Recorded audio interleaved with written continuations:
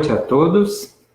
Conforme a gente conversou aí com alguns amigos, né, o pessoal do estudo, principalmente, do ESD, resolvemos dentro, né, das normas aí do governo, né, e pela necessidade, né, muito bem feita pelo governo, então estarmos aqui no dia que seria nosso estudo do ESD, não tratando de um assunto de aula, mas fazendo uma live aí aberta, né, para todas as pessoas que tiverem interesse em alguma visão espírita sobre algum assunto, né.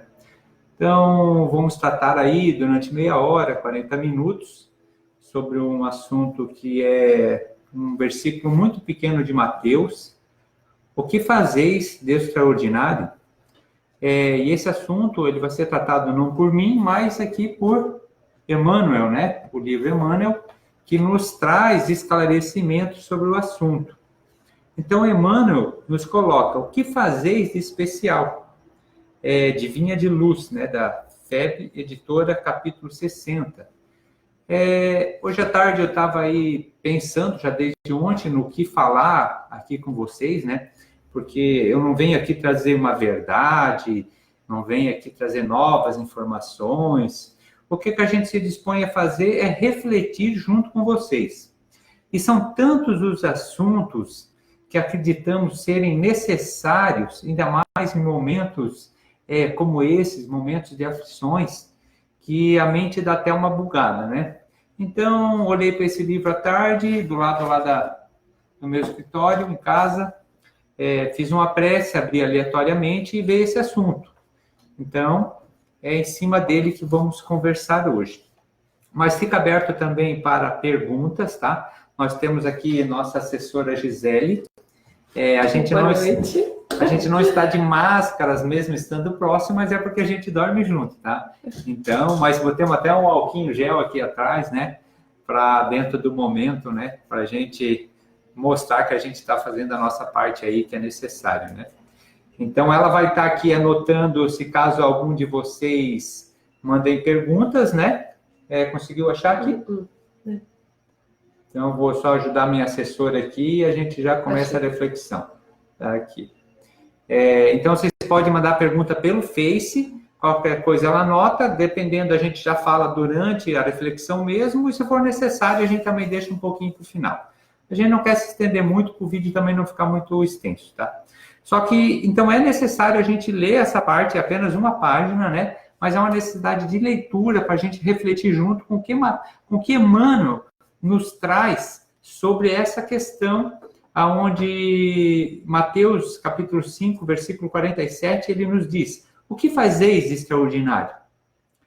E é uma pergunta que ela vai servir muito para o agora, para todos nós, sejam espíritas, católicos, evangélicos, independente, ateu, ele vai servir nesse momento. Eu acredito que para mim já serviu. Então, aqui. Iniciando na luz da revelação nova, os espiritistas cristãos possuem patrimônios de entendimento muito acima da compreensão normal dos homens encarnados. Em verdade, sabem que a vida prossegue vitoriosa além da morte.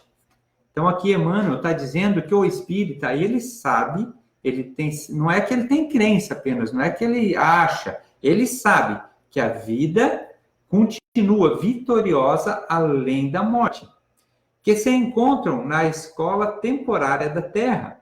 Está dizendo que a Terra, essa nossa existência, essa nossa vida, é uma escola temporária. Ela é uma escola. O que é uma escola? Por que a gente vai para a escola? A gente vai para ganhar conhecimento, para aprender, para ganhar educação, apesar que a educação tem que ser em casa dos pais, né?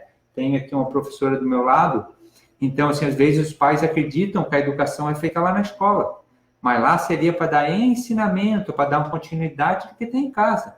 Mas esse mundo escola é o mundo onde a gente está sendo educado. Então, ela é uma escola, mas ela é temporária, como toda escola.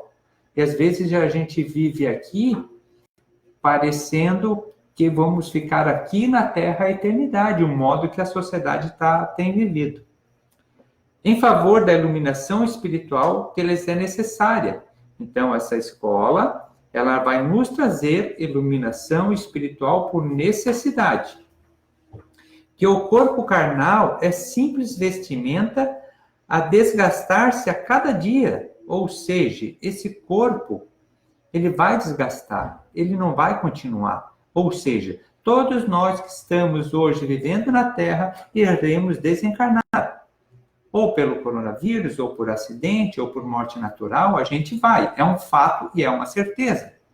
Isso vai acontecer. Esse corpo vai passar. Ninguém vai ficar aqui para sempre.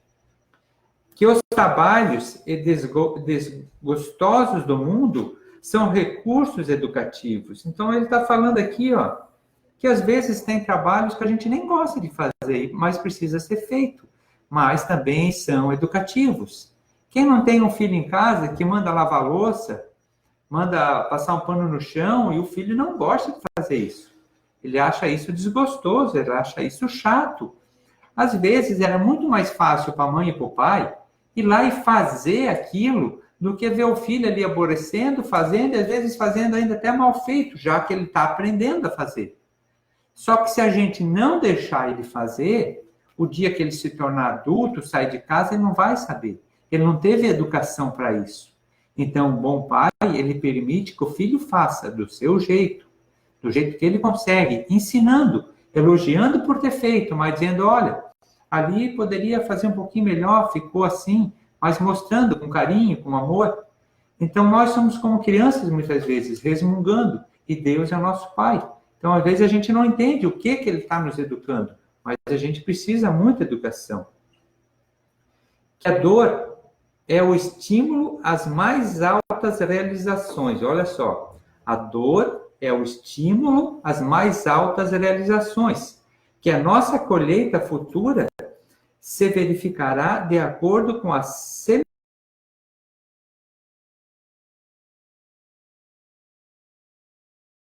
acordo com o que a gente fazer hoje. Deus é um Pai justo e bom. Ontem tivemos aqui o Pablo falando sobre a fé e falou sobre Deus e algumas coisas sobre Deus. Então, Deus é justo e bom, perfeito. Deus não obriga ninguém a plantar certa semente. Deus nos dá o livre-arbítrio para que possamos, nas nossas escolhas e atitudes, fazer o nosso plantio. Só que a colheita é compulsória. Então, ele está chamando a atenção para ver o que a gente está plantando hoje. Porque dependendo do que a gente plantar hoje, a gente vai ter colheitas amanhã. E amanhã nós vamos ter colheita. Mas o que eu vou colher? É fácil saber. Como eu estou vivendo hoje? O que eu estou fazendo hoje? Esse hoje, ele pode ser o agora. Ele pode ser esse ano. Ele pode ser essa vida, né? Se tiver alguma pergunta, algum comentário, pode ir. Não, é só o pessoal que está dizendo boa noite a todos, né? Então, boa noite a todos também, né? E quem está chegando aí, né? E a Gisele pode ir também, se precisar alguma coisa aí, é só interromper. Isso aqui seria um tipo gostoso de bate-papo, tá? Então, podem me interromper aí sem problema nenhum. Que a luz do Senhor clareia-nos os caminhos, sempre que estivermos a serviço do bem. Olha, mais uma informação que o Manuel está dizendo. Que isso aqui ele está dizendo que é coisa que os espíritas sabem. Então, aquele que já conhece o espiritismo, você já sabe disso? Você sabe o que você está fazendo com isso? Ele está dizendo que a luz do Senhor, de Jesus, vai clarear nossos caminhos, mas quando nós estivermos a serviço do bem. A serviço do bem. Então, gente, esse aqui seria uma coisa até para a gente comentar um pouco mais depois da leitura. O que é esse bem? Por que Jesus clareia o caminho de quem está fazendo bem? Né? E os outros filhos não merecem o amor de Jesus? É lógico que merecem, tanto Jesus como Deus ama todos indistintamente. Desde o mais sábio, desde o mais humilde, desde o mais caridoso até o maior criminoso. Todos têm o mesmo amor de Deus. Deus é perfeito, Deus é justo, Deus é bom. E Jesus, filho de Deus como nós, só que o ser mais evoluído que já passou por esse planeta, algo, o espírito, além da nossa compreensão ainda, mesmo ele já estando na Terra conosco, esse Jesus vai iluminar o nosso caminho, ele ilumina o nosso caminho, mas a gente precisa poder alcançar e ver essa luz. Trabalho do bem. Que toda oportunidade de trabalho no presente é uma bênção dos poderes divinos. Todo trabalho aqui é uma bênção dos poderes divinos. Que ninguém se acha na crosta do planeta em excursão de prazeres fáceis. Isso aqui eu acho que está muito mal compreendido pelo ser humano. Ninguém se acha na crosta do planeta, aqui encarnado, por uma excursão de prazeres fáceis. O que disse lá antes? É uma escola. O que tem que fazer numa escola? Tem que estudar, tem que fazer lição, tem que fazer trabalho. Tem 15 minutos de recreio. Só que o ser humano, hoje, ele não tem nem 15 minutos de estudo. E o resto todo é de recreio. Então vamos perguntar, não, mas hoje o ser humano trabalha de uma forma que não tem mais nem tempo. Pois é. Mas por que a gente trabalha tanto? Por que o mundo estava nessa correria louca? O que acontece? Será que a gente é obrigado a trabalhar tanto? Qual o nosso principal motivo de trabalho, de busca? O que mais a gente quer na nossa vida, na nossa existência? Essas são reflexões que a gente precisa fazer. Que justamente aquilo que eu disse, eu não vim trazer verdade, nem respostas, mas eu vim trazer perguntas, reflexões. Porque eu vou refletir a partir do meu ponto de vista. O irmão em casa vai refletir a partir do ponto de vista dele. E cada um tem a sua verdade, de acordo com o momento que vive. Mas sim, em missão de aperfeiçoamento, que a justiça não é uma ilusão. E que a verdade surpreenderá toda a gente. Olha só. A verdade vai surpreender toda a gente. Eu acho que ela já está começando, né, a surpreender.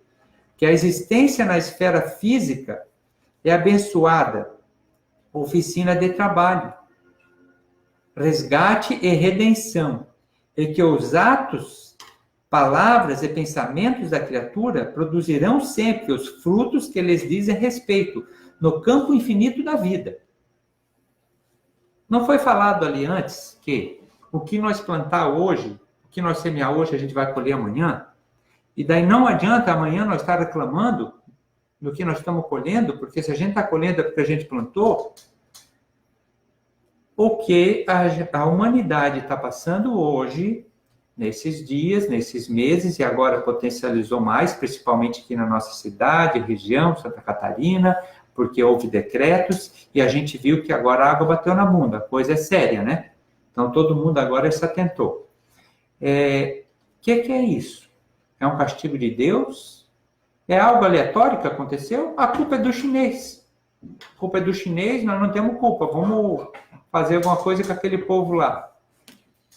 Não é nenhuma dessas coisas que eu disse. A culpa em si. Veio lá da China. Tá bom? Veio da China. Mas se afetou a Europa, se está afetando a América, é porque nós temos um karma com isso. Nós temos um karma. O que é o karma com isso? É o que a gente semeou. A gente só está colhendo. Normal. Algo natural. Fazendo uma colheita. Simples. Não que a gente não tenha também, junto com a sociedade, as preocupações necessárias perante o todo. Mas a gente vai ter que olhar de uma forma natural algo que está acontecendo de necessário para a humanidade. E esse algo, no final, a gente vai olhar para trás, como disse Bezerra de Menezes, por Divaldo Franco, em Curitiba no domingo, que a gente vai perceber que fez bem para a humanidade. No momento que a gente está passando, é difícil entender. Mas depois, olhando para trás, a gente vai perceber que sim, que aquilo foi positivo. Antes de ler o finalzinho aqui, que tem poucas palavras ainda, eu quero contar uma história dessa, então, uma parábola sobre o que é bom e o que é ruim. E havia dois vizinhos em uma época mais passada, mais antiga. Desses dois vizinhos, um vizinho tinha vários filhos, né? E o outro casal de vizinho tinha apenas um filho moço, jovem, com a idade de 19 anos. E já não era comum naquela época, né? Um casal ter apenas um filho, mas como a mulher da casa, ela teve um problema e não pôde mais ter filhos. mas aquele casal era extremamente feliz e alegre por ter um único filho em casa. Esse casal também, eles eram pessoas humildes, e eles tinham lá um cavalo só, que ajudava a fazer o plantio na época atual daquele tempo, quando ainda o plantio era feito, era arado a terra. Então, aquele cavalo ele era extremamente necessário para o desenvolvimento da lavoura e a sustentação da família. E certo dia, aquele cavalo acabou fugindo. Houve uma tempestade, uma árvore caiu em cima da cerca, e aquele cavalo acabou fugindo. Logo que fugiu, a vizinhança soube, e esse outro vizinho, né, muito enxerido, já foi lá dizer: meu Deus, senhor, que azar que você teve, só tinha um cavalo e agora esse teu cavalo fugiu. Agora como é que tu vai fazer? E como é que vai fazer a lavoura? Porque como é que vocês vão conseguir capinar isso tudo com a mão? E como é que tu vai alimentar a tua família? Já fazendo o homem que já tinha um problema para pensar, levando mais dificuldade para ele, levando mais negativismo. Só que aquele senhor era um senhor sereno, era um senhor calmo e tranquilo. Então ele disse assim: não sei se é sorte ou se é azar, eu não sei o que Deus prepara para mim. E o vizinho foi embora, ele não quis mais nem conversar. O nome do pai do menino, né, que tinha só um cavalo, era Manuel, e o outro era Joaquim. Então, Joaquim foi embora. Passado uns dias, aquele cavalo que tinha fugido, naquela época ainda havia muitas planícies, ele acabou ficando fora 14 dias, e quando voltou, ele havia feito lá uma amizade com um bando de cavalos selvagens, e voltou para casa junto com ele, entrando no curral, na cerca, 7 cavalos. Então agora o homem foi lá, fechou, e ele tinha 8 cavalos. E na hora Joaquim veio e disse: meu Deus, que sorte, teu cavalo que fugiu agora veio, agora tu tem 8 cavalos, Nossa Senhora, que não sei o que, tu vai vender, o que tu vai fazer? Aí o Manuel, muito sensato, disse: não sei se é sorte ou se é azar. Aí o Joaquim foi embora, aborrecido já, né? Passados uns dias, o filho moço de 19 anos, domando um daqueles cavalos selvagens, acabou sendo derrubado, quebrou a perna. E na hora, no mesmo dia que o Joaquim soube, ele veio novamente para encher a paciência do Manuel. E agora, teu filho com a perna quebrada, meu Deus, esses cavalos aí que só te deram azar, né? Já estava concordando que não podia ser sorte ou azar. E aí, novamente, o Manuel disse: não sei se é sorte ou azar, o que Deus guarda para nós? E aí o Joaquim não aguentou, disse: Manuel, tu é um cara muito esquisito, tu é muito chato, não dá nem para conversar contigo, eu vou-me embora. E foi embora aborrecido e resmungando. Passado uma semana, passou a milícia do exército, recrutando e levando na hora todos os filhos jovens daquele vilarejo para uma guerra. E o filho do Manuel ficou em casa com a família, porque ele estava com a perna quebrada, não podia lutar. Então, assim, por que eu contei essa história? Porque ela vai de acordo aqui, ó. A dor, muitas vezes, ela vai nos fazer nos soerguer, vai nos fazer refletir. Quando a gente está passando, a gente até não entende. Por isso que Jesus disse: venha a mim as crianças, as criancinhas, deixe que venha a mim. Porque ninguém chegará no reino de Deus que se não se fizer como as crianças. E há muitos contextos que a gente pode buscar dentro dessa reflexão de Jesus, dizendo que a gente precisa se fazer como criança para alcançar o reino de Deus. Vamos pensar assim: uma criança hoje, de 2, 3 anos, será que ela está preocupada? Ou será que ela confia no pai e na mãe? Será que ela se preocupa em pagar o aluguel? Será que ela se preocupa que vai ter pão na mesa? Ou ela confia extremamente no pai e na mãe? Tu pega um neném ainda, 1 ano, 2 anos, eles adoram aquela brincadeira, jogar para cima e tu apara o neném no colo. E eles riem, e a mãe já fica brava, quer ver quando é o padrinho, né? Para que vai dar uma arca caída, e o padrinho lá jogando, e a criança brinca, ou o pai, né? E ri, e se joga de cima de uma coisa, em cima do pai, tá nem aí por que ele faz isso, porque ele confia. Agora experimenta fazer quando ele está mais grandinho. ele se agarra na primeira coisa. Ele não se deixa nem jogar, ele se gruda no pescoço. Porque ele começa já a não confiar mais tanto. E assim a gente se diz religiosos, se diz teístas, e não acredita, não tem confiança no Pai. Não tem a verdadeira confiança. Então, isso é algo extremamente necessário para a gente refletir e buscar. E finalizando o nosso texto, efetivamente sabemos de tudo isso. Então, o Emmanuel está dizendo, efetivamente nós sabemos disso. E aqui ele está cobrando agora de quem já tem esse conhecimento, de quem é espírita já. Ele está cobrando, ele está dando uma cobrada. Porque lá em cima ele diz, o que fizestes, você que já sabe de tudo isso, em face, pois, de tantos acontecimentos e informações dos planos mais altos, a beneficiarem nossos círculos felizes de trabalho espiritual. É justo, ouçamos, a interrogação do Divino Mestre, que fazeis mais que os outros? Ah, mas todo mundo faz, todo mundo está só fazendo isso? Não importa, o que eu estou fazendo? Eu estava pensando em fazer uma palestra que eu fiz em 2013 no Operários do Bem, que é a volta à vida espiritual. Vou fazer uma palhinha do que era aquela palestra. Ou seja, por que a volta ao mundo espiritual? Porque nós estaremos voltando, nós já estávamos lá. Nós, aqui, o que vocês veem, são os veículos físicos que Edson Gisele está usando, que é perecível. Mas sobre esses corpos, existe um espírito. Esse foi criado por Deus, que tem início e não tem fim.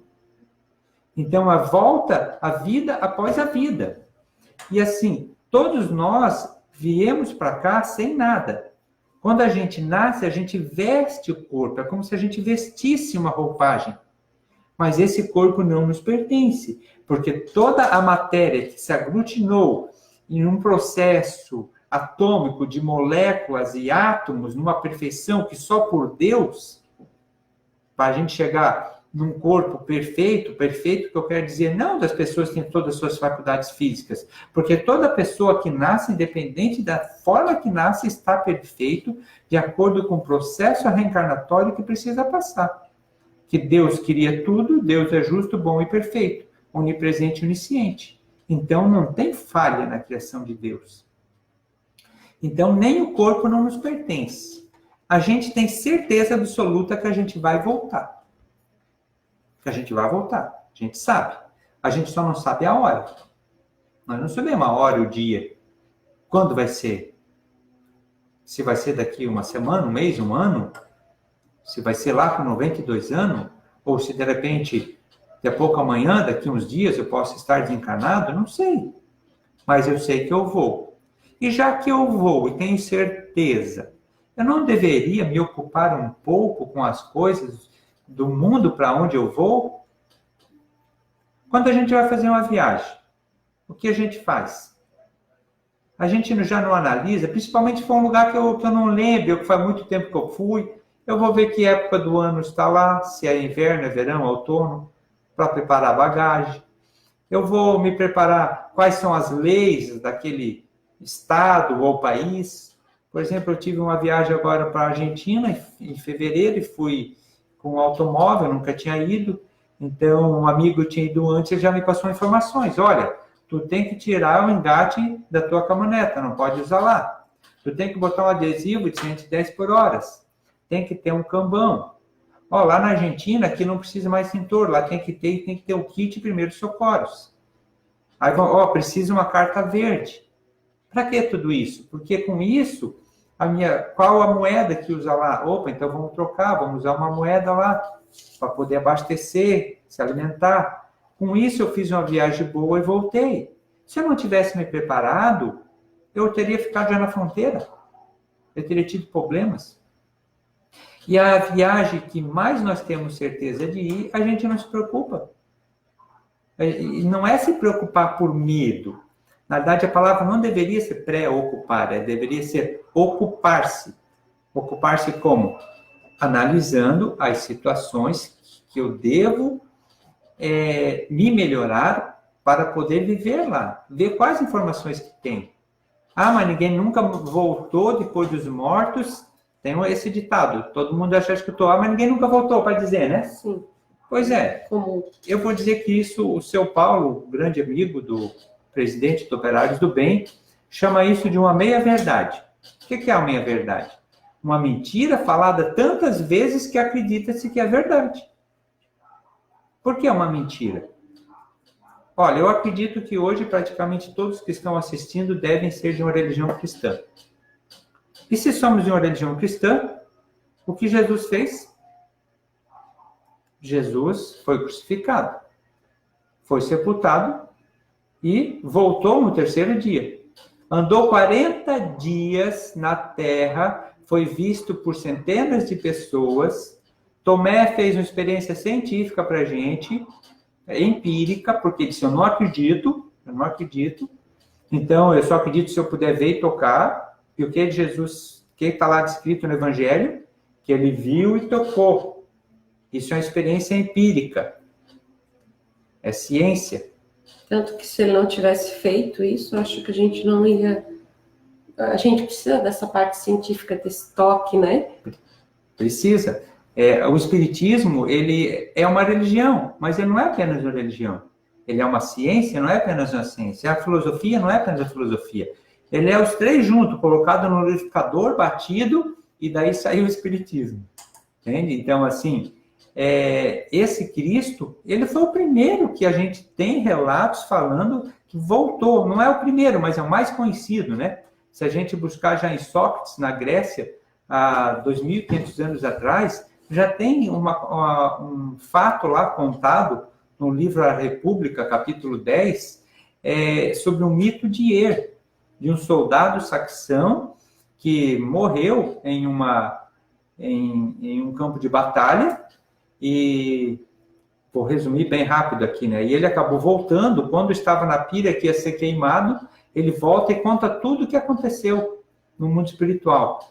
Hoje, ele iria ser conhecido como EQM, experiência de quase morte. A EQM, vocês procurem aí no YouTube. Procurem a palestra do Décio Andoni falando sobre EQM. Ele é um palestrante espírita, mas é médico e cientista. E procurem outros que não são espíritas, falando sobre a EQM como uma experiência científica que comprova que existe uma consciência além do corpo biológico. Isso é comprovado cientificamente.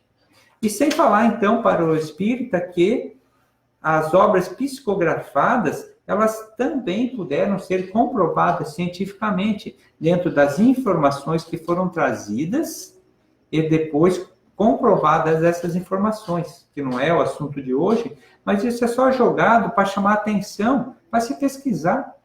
Então, assim, essa história que ninguém voltou para falar, voltou, já foi dito. A gente não tem mais motivo para dizer eu não sabia. A sociedade de hoje não pode mais dizer isso, eu não sabia. Tem alguma pergunta aí? Pergunta não, só o pessoal comentou aqui, né? A Pavline, educar um filho deixando errar para aprender é como Deus agradou conosco, deixa errar para aprender. A Larissa, é hora de reflexão, né? Pensar sobre a nossa vida. A Jussara aqui está pedindo oração. O Adriano Postai hoje estava comentando sobre a preparação para a morte, né? Estavam comentando hoje ainda. O Adriano, preparar para a morte, né? O Adriano é o vizinho aqui da frente, aluno aqui do ESD, né? E às vezes também conversando, eu falo uns temas para ele, ele dá uma espantada na vida. Depois ele vai comentar. Nós temos uma aula no ESD que é preparação para a morte, exercício. A gente às vezes não fala disso.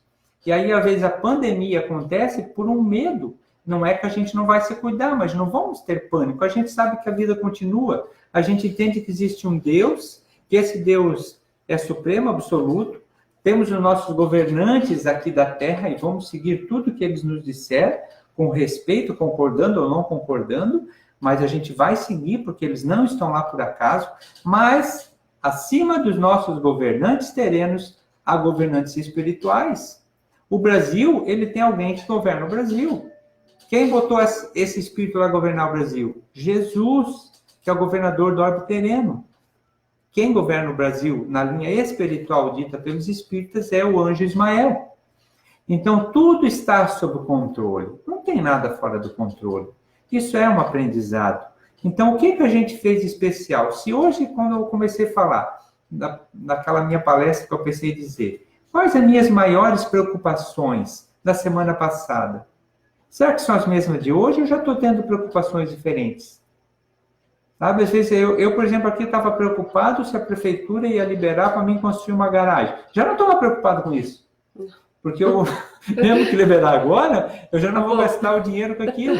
Entende? Então, eu não estou mais preocupado com isso. A minha preocupação, né? Já mudou. Então, assim, ó, o ser humano de hoje, ele vive de um modo egocentrista. Tudo de acordo para mim. Tudo para o meu prazer, tudo para a minha busca do ter. A gente analisa a sociedade, as pessoas. Ah, ela é uma pessoa que se deu bem, que está, né? Que venceu na vida. Por que ela venceu na vida? Pelo que ela tem. Não pelo que ela é. O que tu está rindo aí? Algum comentário engraçado? Não, não.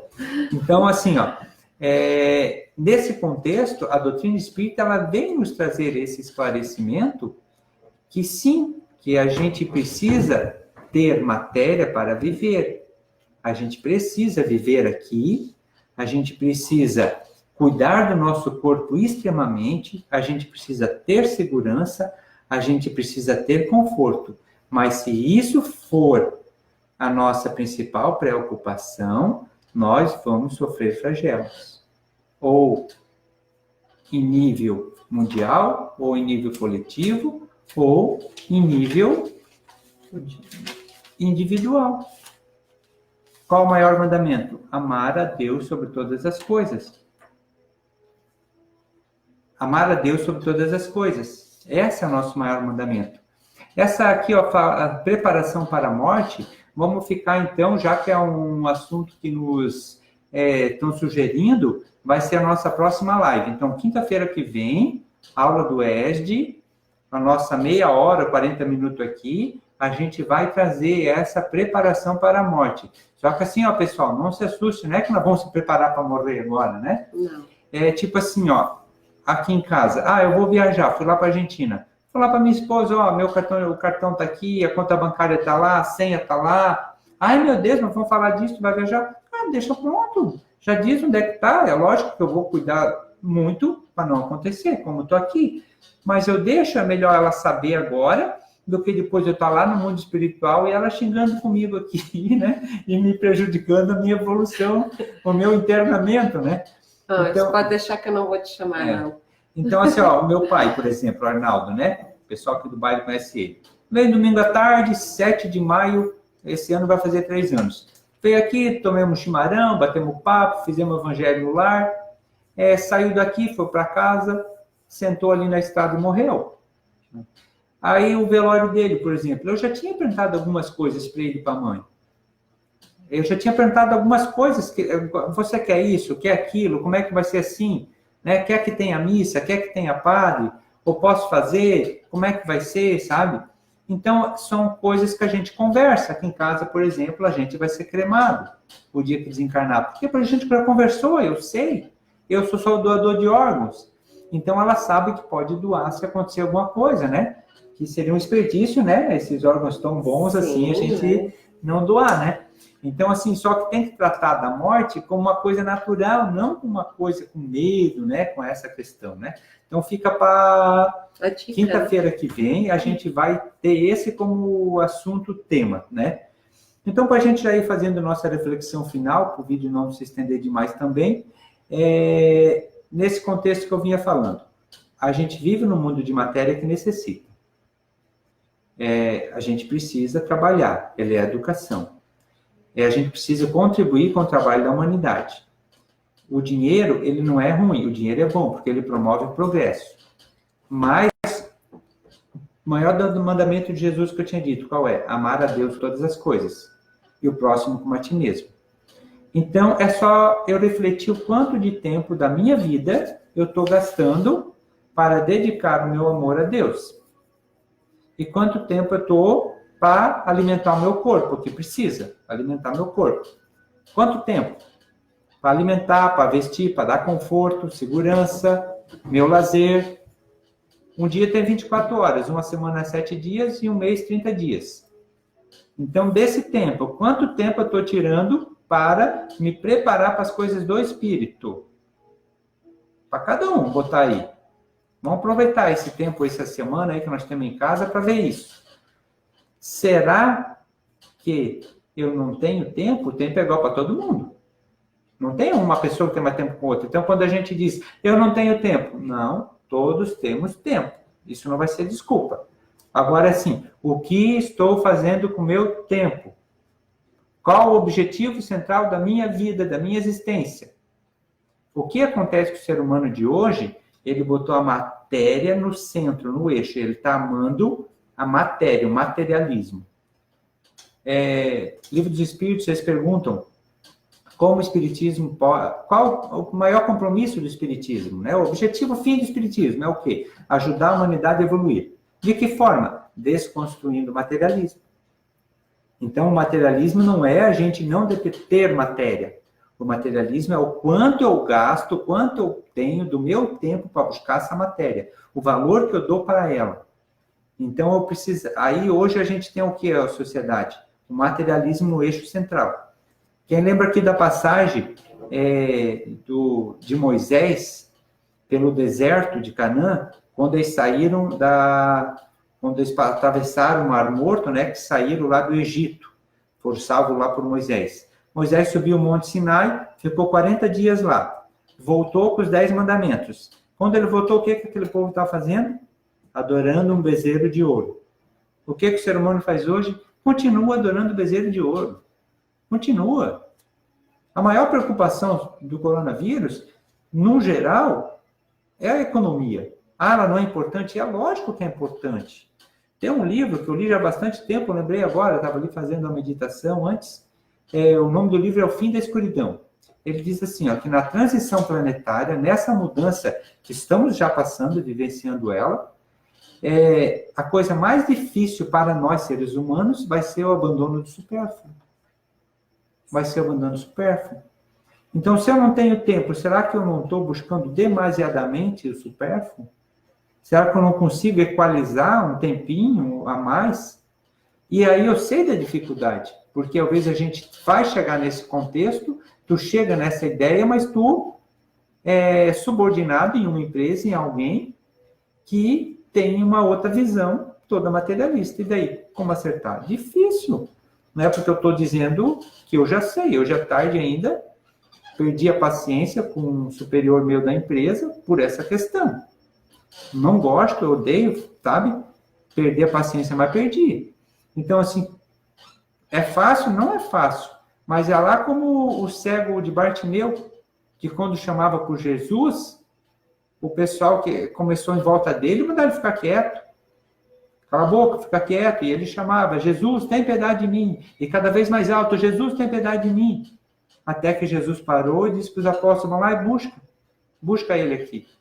Busca o Bartimeu, porque ele está chamando por mim. Independente de tudo que os outros estão dizendo. E eu acho que esse é o nosso momento. Esse é o nosso momento. Nós não podemos mais ir no instinto de manada. Se você reflete e pensa diferente, a gente, algumas coisas, nós vamos ter que dizer basta, chega.